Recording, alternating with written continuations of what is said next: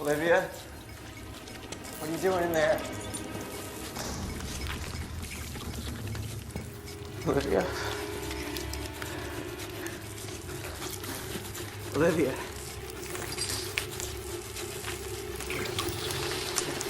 Are you okay?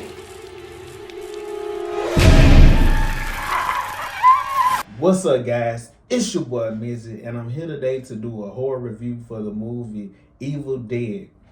This is a 2013 remake of Sam Raimi's Evil Dead. I don't remember the date, the original Evil Dead, but this one right here, the one reason I wanted to speak on this movie, because I don't know if I've ever seen a horror movie, or any movie for that matter, that was as gory as like this movie. The effects are perfectly disgusting. Like, the gore is probably, like I said, the worst I've ever seen in a movie. You got limbs being dismembered. You got needles going in eyes. Like I said, chains. This movie tops, like, maybe anybody can put in the comments any movie that they can think of, but I've never seen a movie that this gory. But anyways, this movie, I always say some of the best movies are the ones with the simplest storylines or premise. Like I said, man, this movie is very simple. These friends and the brother, they're going to this cabin because their friend is trying to detox. So like I said, they go to the cabin. They're like, look, we're not leaving until these drugs are out of your system. And it sets up the story. And it's kind of perfect because it makes you, because a lot of the stuff she starts saying and doing when she's all the evil stuff, you would have been like, man, why are they not leaving? But they already, in the beginning of the story, said like, man, look, we're not leaving until this drug out of your system. So in their mind, they're thinking it's just the the withdrawals of the drug making her act this way. And like I say, man, the storyline, it's funny because in this movie, every time I've rewatched this, I'm like, man, look, this movie teaches you never read a book like this. It has, don't read this.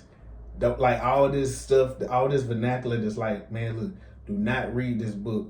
But for some reason, hey, like I said, but the story gotta progress. But anyway, like I said, man, the once he reads the book and lets out the evil, it's a couple scenes I just want to touch on. The scene when she tries to escape, and then look, some in my some of my face. But the scene when she tries to escape and the tree, he goes in, man, that scene was, and then the original movie they also had that happen, but that scene, man, it was rough. It's a lot of scenes in this movie, and I'm somebody who watches horror movies, very used to it, but even me, it was some scenes in this movie I was like, dang, that was, when you like you squinting, watching, and you're like, that was rough.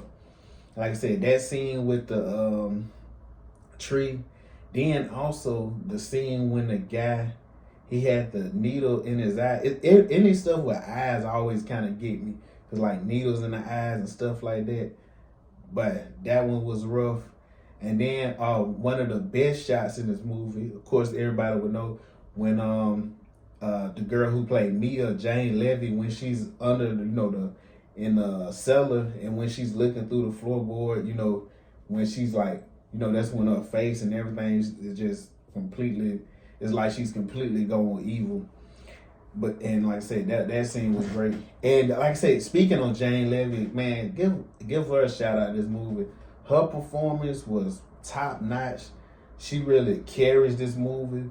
A lot of the other characters in the movie, they're okay, but it's not like you really just care about them so much. When they're getting killed and stuff, you don't really feel nothing for them. But Jane Levy, I think her name was Mia in the movie, she played awesome performance. It was and like I say, a lot of great performance about her in this movie. And one of the reasons a lot of people love this movie, including me, is because I don't think you'll never beat great practical effects. In the day and age of 2025, we've got so used to, you know, all this technology. And of course it's great, you know, CGI and all that. But even though CGI is great, it's nothing like no practical effects. It's nothing like that's what, and I think a lot of times people rely too much on CGI. That's the reason a lot of movies nowadays suffer in storyline and writing. Because back in the days, I feel like you had to be more creative. You had to, like a Star Wars, they had to create, you know, a movie just using miniatures. And you had to think outside the box. Nowadays, I feel like when something is a little easier, sometimes you can get kind of lazy.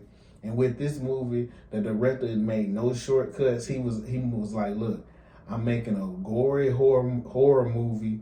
I'm making it for them fans specifically. I'm not making it for anybody else.